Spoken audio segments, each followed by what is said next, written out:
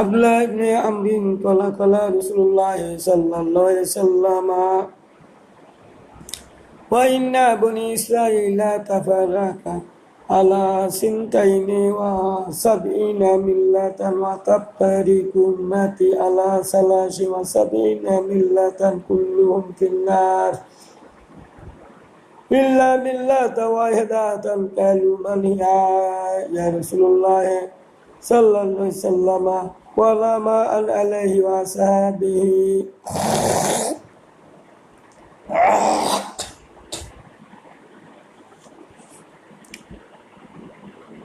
আল্লাহর নবী বলেন, সাহাবীদের সামনে একদিন কথা বলতে গিয়ে তিনি বলেন, হাদিসটি আব্দুল্লাহ থেকে বর্ণিত, রাসূল সাল্লাল্লাহু আলাইহি ওয়াসাল্লাম বলেছেন, বনি ইসরায়েলদের মধ্যে দল হয়েছিল ৭২টি, আর আমার উম্মতের মধ্যে দল হবে ৭৩টি। সাহাবীগণ বলল, হে আল্লাহর নবী, কোন দলটি জান্নাতি হবে? রাসূল সাল্লাল্লাহু আলাইহি ওয়াসাল্লাম বললেন, ৭২টি দল যাবে জাহান্নামে, একটি দল জান্নাতে। সেই একটি দল হলো কলামা আলাইহি ওয়া আসহাবিহি, আমি এবং আমার খোলাফায়ে রাশেদিন, আমার সাহাবীগণ, হেদায়েতপ্রাপ্ত সাহাবীগণ যে নীতি আদর্শের উপরে চলবে, এই দলটাই ৭৩ দলের এক দল, এটাই হলো জান্নাতি দল, এটাই শ্রেষ্ঠ দল। তাহলে আমার রাসূলের উম্মতের মধ্যে যদি ৭৩ দল হয়, ইতিমধ্যে কত দল হয়েছেন? অথচ রাসূল সাল্লাল্লাহু আলাইহি ওয়াসাল্লামের কর্মকাণ্ড কি ছিল? রাসূল সাল্লাল্লাহু আলাইহি ওয়াসাল্লামের কর্মকাণ্ড ছিল রাষ্ট্রপ্রধান, আল্লাহর আইনে বিচার করা, সুদ ঘুষ বন্ধ করা, জুলুম নির্যাতন বন্ধ করা।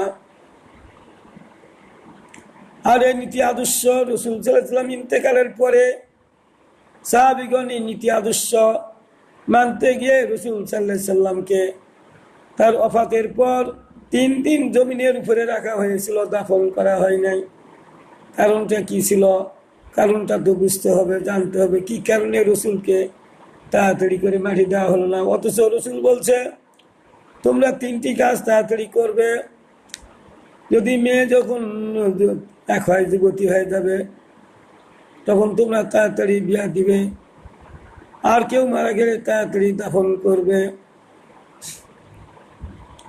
এই কথা রাসূল বলছেন, এই ৩টা কাজ আমাদের করতে হবে তাড়াতাড়ি। তাহলে রাসূল মারা গেল, তাকেই দেরি করা হলো কেন? অবশ্যই কারণ আছে। কারণটা হলো যে এখন কে হবে আমাদের প্রেসিডেন্ট, হবে কে আমাদের নেতা হবে, কে আমাদের আমিরে জামাত হবে, কাকে করা হবে, এখন কি হবে? রাসূল যেহেতু সুস্পষ্ট কিছু বলেন নাই, সেই তো এখন কে নেতা হবে। এই নেতা নির্বাচন করতে গিয়ে সকলেই পরামর্শে বসলেন। পরামর্শে বসে অমুক করা হয়, অমুক বলা হলে সে বলতে আমি নাম নিয়ে পারবো না, এত বড় গুরু দায়িত্ব নিয়ে পারবো না। অমুক আরো জনকে বলেন না, পারে না, আবু বকর পারে না, উমর পারে না, হযরত আলী পারে না, উসমান কেউ পারে না। সবাই অপারগতা প্রকাশ করলো। শেষটাই তারা সিদ্ধান্ত নিল, ওরা বললে হবে কি? আমরা দেখেছি রাসূল সাল্লাল্লাহু আলাইহি ওয়াসাল্লাম বলছেন যে আবু বকরের যে আমলটা করেছে, যে সওয়াব হয়েছে, সারা দুনিয়ার মানুষের আমলগুলো একদিকে দিলে আর আবু বকরের আমলগুলো দিলে এক হবে না। আবু বকরের পাল্লা ভারী হবে। আল্লাহ আর তিনি প্রথম ঈমান এনেছিলেন এবং যা শুনেছেন সঙ্গে সঙ্গে মেনে নিয়েছেন, এই জন্য তাকে সিদ্দিক উপাধি দেওয়া হয়েছে। সবাই সিদ্ধান্ত নিল আবু বকরকেই করতে হবে। আবু বকরকে জোর করে নিয়ে আসে ক্ষমতায় বসানো হলো। আর এটা কেন করা হলো? তখন সবেমাত্র কেবল ইসলামী রাষ্ট্রের জন্ম, আর রাসূল রাষ্ট্রপ্রধান ছিলেন, এটাই প্রথম। সেই জন্য কেউ হতে চাচ্ছিলেন না, কারণ এটা বড় গুরুর দায়িত্ব। এই দায়িত্ব পালন করা সবার পক্ষে সম্ভব হবে না। সেই জন্য তারা ভয় করতেছিলেন যে আমি ওই ক্ষমতা নিতে গিয়ে যদি কোনো কাজকর্মে যখন ভুল হয়ে যাবে, বা ভুল করে ফেলবো, তখন কি হবে? এইরকম চিন্তা চেতনায় কেউ নিতে চাচ্ছিল না, কিন্তু তো নিতে হবে, কারণ সবার মনে পড়লো কুল ইন কুনতুম তুহিব্বুনাল্লাহ ফাত্তাবিউনি ইউহিব্বুকুম যুনুবাকুম আল্লাহু গফুরুর রহিম। হে রাসূল, তোমার উম্মতদের বলে দাও, তারা যদি আমাকে ভালোবাসে তাহলে তারা যেন তোমার কর্মকাণ্ডের আনুগত্য করে, অনুসরণ করে, তাহলে আমি আল্লাহ তাদের ভালোবাসবো, তাদের গুনাহসমূহ মাফ করব। তাহলে সাহাবীদের মনে পড়ে গেল এই কথা, বলল রাসূল যা করেছে তাই করতে হবে, এখন রাসূল নাই, আমাদেরকেও রাসূলের কাজটা করতে হবে। এই জন্য নাম এসেছে ওয়ারাসাতুল আম্বিয়া, রাসূল যা করছে তাই করতে হবে। এই জন্য সেই লোকগুলোর নাম দেওয়া হলো ওয়ারাসাতুল আম্বিয়া। এখন আমাদের কাজ করতে হবে, রাসূল নাই। এই কারণে আবু বকর রাষ্ট্র ক্ষমতা নিয়েছিলেন, তারপরে রাসূলকে দাফন করা হয়েছিল। আমি ওইদিকে যাচ্ছি না, আমি যাচ্ছি যে এখন যারা বড় বড় স্কলার আছেন, যারা বড় বড় আলেম আছেন, তারা অনেক কিছু কথা বলে থাকেন, অনেক কথা বলেন যে রাসূল সাল্লাল্লাহু আলাইহি সাল্লাম কোনোদিন রাষ্ট্র ক্ষমতা নেন নাই, রাসূল সাল্লাল্লাহু আলাইহি সাল্লাম রাষ্ট্র ক্ষমতা দেন নাই, এই কথা তারা বারবার বলে। এমনকি তারা দলিল পেশ করে, হাদিস পেশ করে।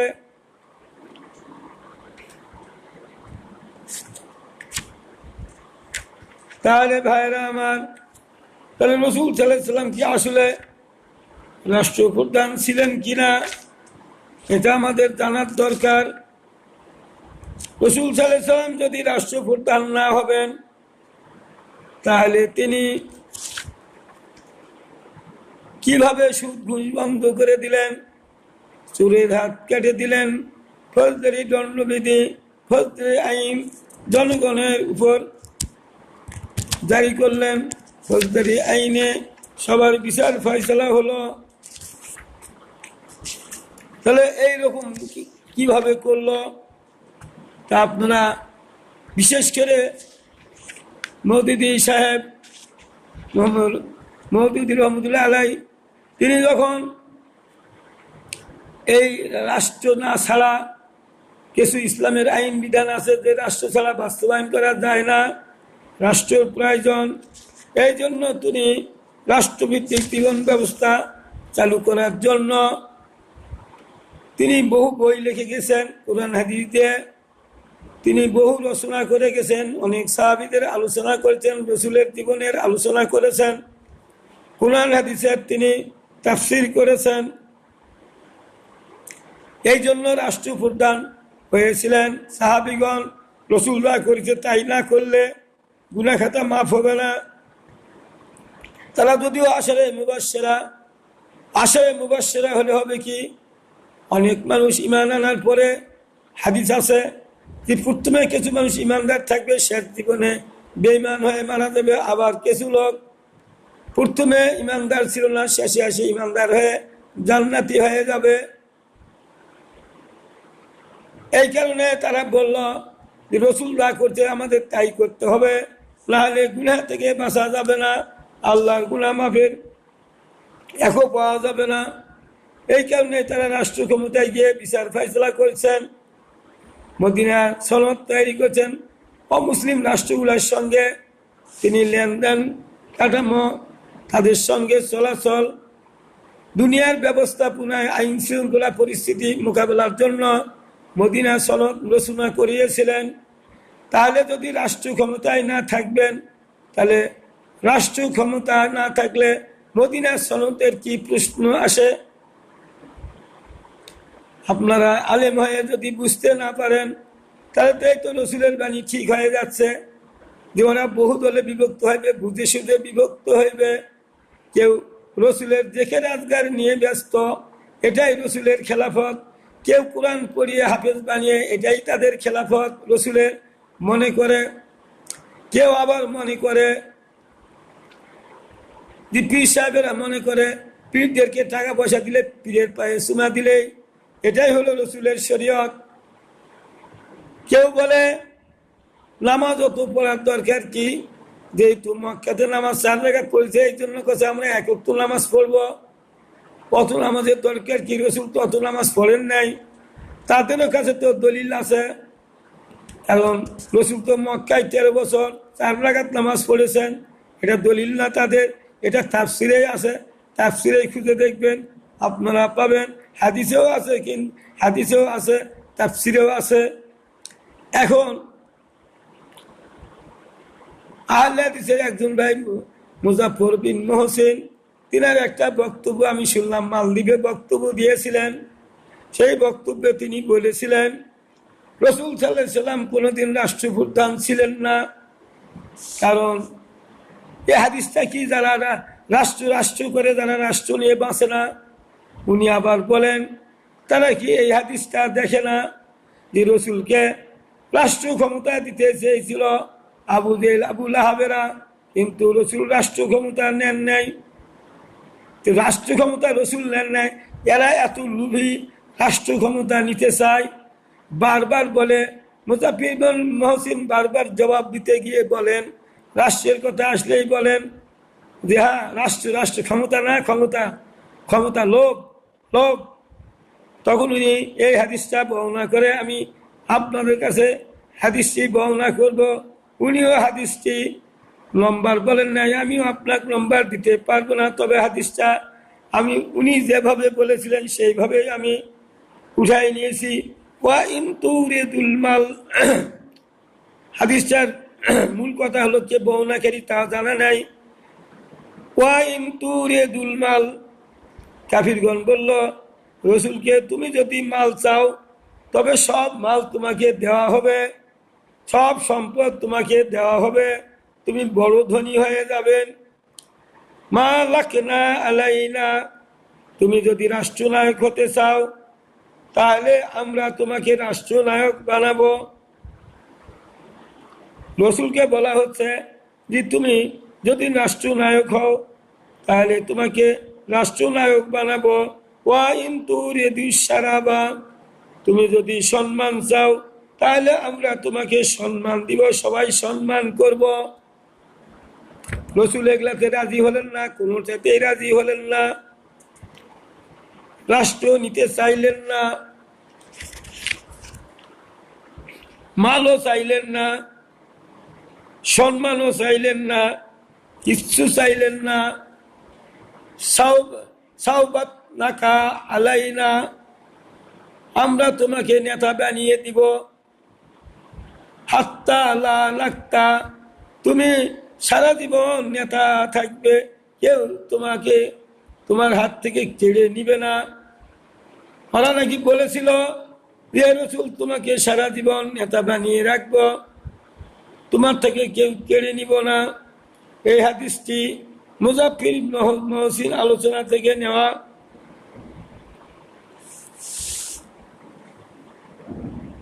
এখন আমাদের কাছে এই হাদিসটা ব্যাখ্যা করে আজকের বক্তব্য শেষ করব। এই কথাগুলো কখন কার, এই হাদিসটি কখন কার সেটা বুঝতে হবে না।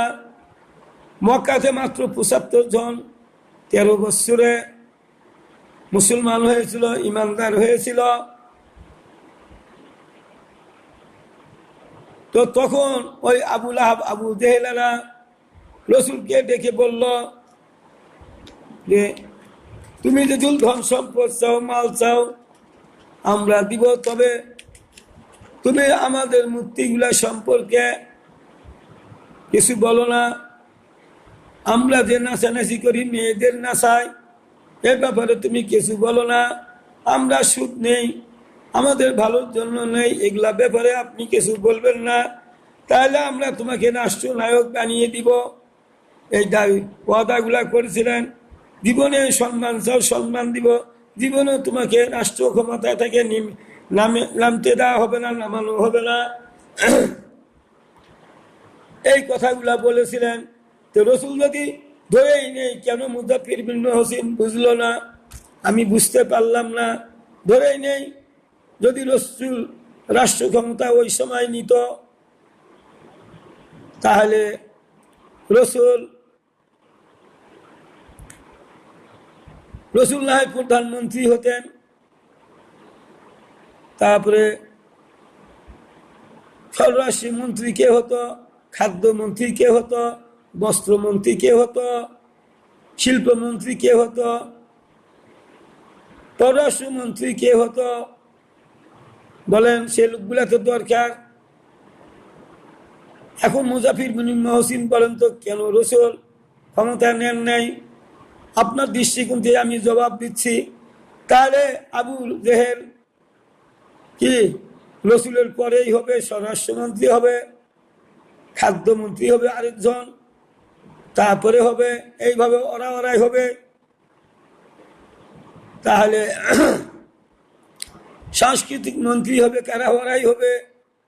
তাহলে রসুলকে আল্লাহ যে দায়িত্ব দিয়ে দুনিয়ায় পাঠিয়েছেন সেই দায়িত্ব কি রসুলের পক্ষে করা সম্ভব ছিল না?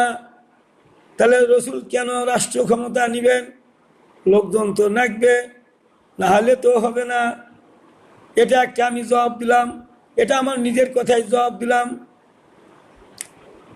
এখন আমি একটা আয়াত দিয়ে বলি, ইন আত্তাবিউ ইল্লা মা ইউহা ইলাইয়া। রসুল বলছেন আমি কি করব? আল্লাহ যা বলেন তাই করি, নিজের থেকে আমি কিছু করি না। আল্লাহ যা বলেন আমি সেটাই করি। তা আল্লাহ তো তখন রাষ্ট্র ক্ষমতা নিতে বলেন নাই, তে উনি নিবেন কেন? মুজাফফর বিন মহসিন রসুলের উপর ভার দিলেন যে উনি নেন নাই। উনি কেন নেন নাই সেটা বুঝবেন না। আল্লাহর নির্দেশ ছিল না, আল্লাহর নির্দেশ ছিল হিজরত করে মদিনায় আসো। তো রসুল কেন রাষ্ট্র ক্ষমতা নিবে আর ওদের দাবি দেওয়া কেন নিবে? আল্লাহ নবী তো তাদের কথা অনুযায়ী চলে না, আল্লাহর কথা অনুযায়ী চলে। তো মুজাফফর বিন মহসিন ওই হাদিস দিয়ে কি বুঝাতে চাইলেন? তো রসুল কেন তাদের কথা মতো চলবে? রসুল তো কারো কথা মতো চলে না, আল্লাহর হুকুম ছাড়া চলে না। আল্লাহ যে যেভাবে চলায় সেইভাবেই উনি চলেন। তে আপনি কেন বললেন উনি রাষ্ট্র ক্ষমতা নেন নাই? আপনার তো হাদিস কোরআনের অভিজ্ঞতা আছে বলে আমি মনে করি না। তবে আপনারা অনেক হাদিস প্রণেতা, অনেক হাদিস আপনারা জানেন। তবে কোন হাদিসগুলা জানেন? মাক্কি হাদিসগুলা জানেন। এখন বলবেন যে মাক্কি হাদিস তো নাই, তা আপনি কেন মাক্কি হাদিস বলছেন? মাক্কি হাদিস আমি এই কারণে বলছি যে মাক্কি আর মাদানী যখন আপনারা কোরআনে সূরাগুলোকে ভাগ করেছেন, তাহলে মক্কাতে 13 বছরে যেগুলো সূরা নাযিল হইতে হলো মাক্কি সূরা, আর হিজরতের পরে যেগুলো সূরা নাযিল হইতে এগুলো হলো মাদানী সূরা। তো রাসূল সাল্লাল্লাহু আলাইহি সাল্লাম মাক্কি সূরাগুলোর কি ব্যাখ্যা করেন নাই? তখন কি হাদিস হয়ে আসে নাই? তো মাক্কিও হবে, মাক্কি মাদানী হাদিসও হতে হবে। আপনার নাম দেন আর না দেন, এটা তো হতেই হবে। মক্কাতে তাহলে কি মাক্কি সূরাগুলোর কথা তিনি বলেন নাই, ব্যাখ্যা করেন নাই?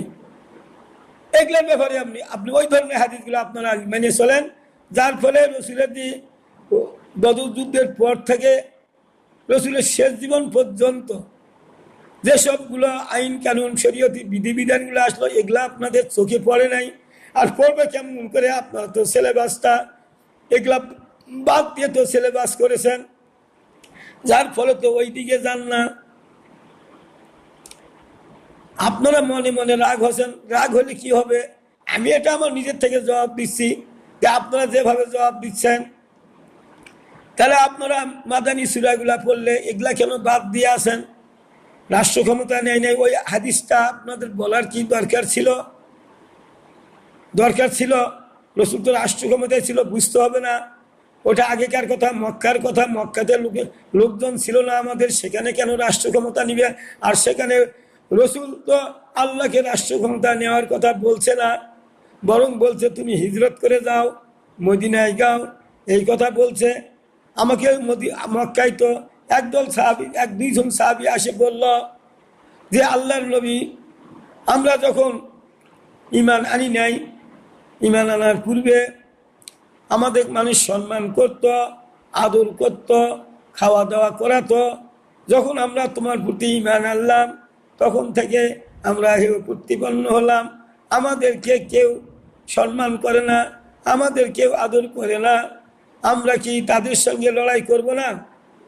আল্লাহ নবী বলছে না, তোমরা লড়াই করবে না, বরং তোমরা হিজরত করে যাবে, কারণ ইন আত্তাবিউ ইল্লা মা ইউহা ইলাইয়া, আল্লাহ যা বলেন আমি তাই করি, নিজের থেকে কিছু করি না।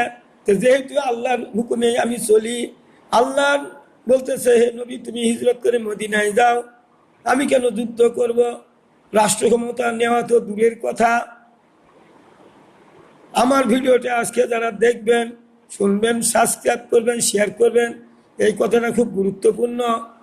কারণ মক্কাতে দিবা চাইছিল ক্ষমতা ঠিকই, কিন্তু রসুল্লাহ নাই। কারণ ছিল এইটা, জনবল ছিল না, আল্লাহর হুকুম ছিল না, হিজরত করতে হবে। ওই যে দুই সাহাবী বললেন, রসুল বললেন তোমরা কখনো যুদ্ধ করবে না তাদের সঙ্গে।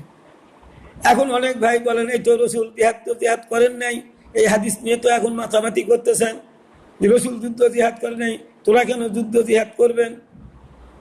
আপনারা কি বুঝেছেন?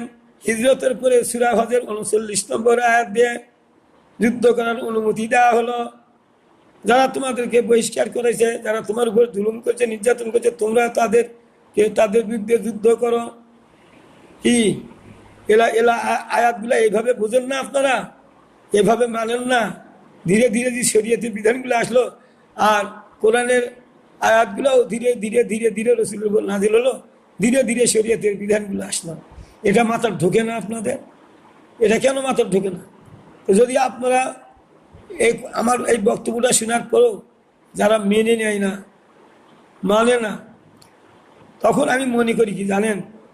তখন মনে করি যে আসলে এদের কোরআন তো এরা হাফেজ হয়েছে, পড়ে, সবগুলো পড়ে, কিন্তু এরা বুঝতে পারবে না। আল্লাহ বলছে এদের অন্তরের উপর আমি আবরণ দেই, যাতে করে তারা কোরআন বুঝতে না পারে, কানে বধিরতা আঁটিয়ে দেয়, যাতে তারা কোরআনও শুনতে না পারে। তাহলে আপনারা, আমি মনে করি তাই আপনারা এদিকে আসেন নাই, খালি ওই দিকেই আসেন। রসুলের জীবনে মুনাফিক হওয়া, ফাসিক হওয়া, এগুলা তো যুদ্ধ জিহাদ না করার কারণেই, আল্লাহর আইনে বিচার না করার কারণে এই সমস্ত ভাষাগুলা মদিনায় প্রয়োগ হয়েছে। তারা জালিম, তারা ফাসিক, তারা মুনাফিক। ওয়াম আল্লাহ ইয়াহকুম বিমা আনজালাল্লাহু ফাউলাইকা হুমুল মুফলিহুন ফাউলাইকা হুমুল কাফিরুন। যারা আল্লাহর আইনে বিচার করে না তারা কাফির, তারা ফাসিক, তারা জালিম। তাহলে আপনারা কি আল্লাহর আইনে বিচার করেন? মুজাফির বিন মুহসিন, আপনারা কি আল্লাহর আইনে বিচার করেন? আল্লাহ তো আপনার এই ওজোর তো আর শুনবে না। আপনারা তো নিজেকে বড় বুজুর্গ বলে মনে করেন, বড় আলেম বলে দাবি করেন, এমন কথা বলেন যে আপনাদের থেকে যত আলেম ওলামা আছে তারা কিচ্ছু জানে না, আপনারাই সঠিক পথের উপরে আছেন আপনার কথা অনুযায়ী। আর আপনি তো নিজেই বলেন আমরাই সঠিক পথের উপরে আছি। তো তাহলে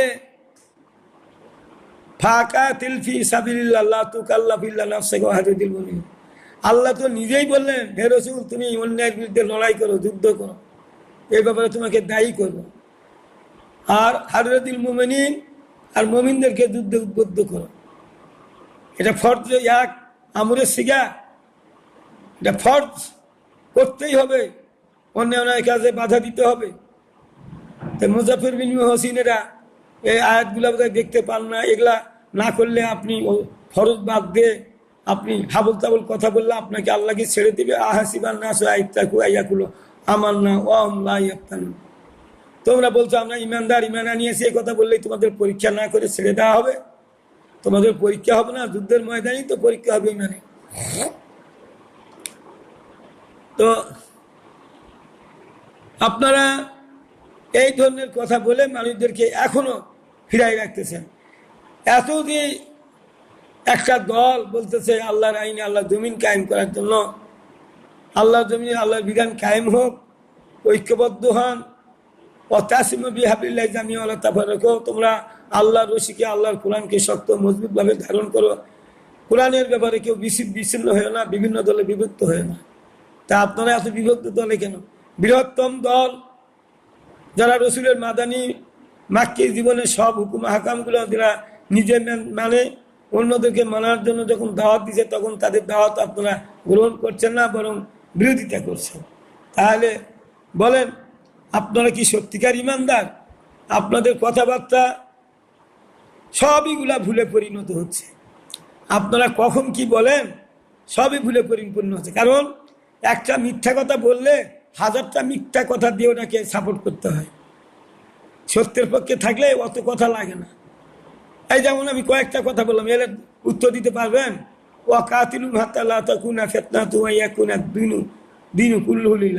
তোমরা তাদের বিরুদ্ধে সংগ্রাম অব্যাহত রাখো যতক্ষণ না দুনিয়া থেকে ফিতনা ফাসাদ উচ্ছেদ হবে, আল্লাহর জমিনে আল্লাহর বিধান কায়েম না হবে, ততক্ষণ সংগ্রাম চালাও, কঠিন যুদ্ধ চালাও, লড়াই চালিয়ে যাও। তাহলে আর একটা হাদিস আছে না যে তরবারি ছায়া নিচে এই জান্নাত। জান্নাত এমনি আসে নাই, দাওয়াত দিয়ে আসে নাই। কিছু দল তুমি দাওয়াত দেওয়ার জন্য ব্যস্ত, দাওয়াত দিয়ে বলে সব মানুষগুলা নিয়ে আসবে। রসুলের থেকে এরা বেশি বোঝে। রসুল দাওয়াত দিয়ে আনতে পারেন নাই 13 বছর, মাত্র 75 জন। আল্লাহ কাছে রসুল তুমি তো অনেক চেষ্টা করলে, কিন্তু ওই চেষ্টাতে কতজন আসছে। এইবার আমার হুকুম শোনো, এখন লড়াইয়ের ময়দানে না ঝাঁপিয়ে পড়ো, প্রতিবাদ করো, দেখো তুমি কয়েক বছরের মধ্যে তুমি বিজয়ী লাভ করবে। হয় নাই? বিজয়ী হয় নাই? বিজয়ী হয়েছে। আজকের ভিডিওটা এই পর্যন্তই আমি দিলাম। আজকের ভিডিওটা আপনারা